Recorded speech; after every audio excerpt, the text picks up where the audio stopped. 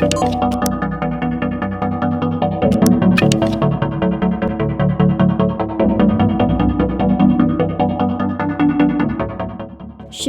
militer Rusia temukan sekolah tempat pencucian otak anak-anak di daerah Krasny Liman oleh tentara Ukraina pada Kamis 9 Juni 2022. Dalam telegram Kemenhan Rusia, terlihat rekaman dari bekas kamp yang ditemukan di bawah Krasny Liman yang telah dibebaskan militer Rusia.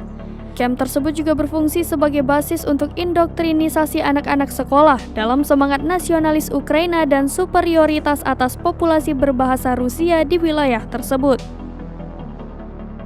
Namun, setelah serangan pasukan Rusia di dekat Krasny Liman, para komandan angkatan bersenjata Ukraina melarikan diri meninggalkan pos komando, meninggalkan persediaan makanan dan peralatan komunikasi.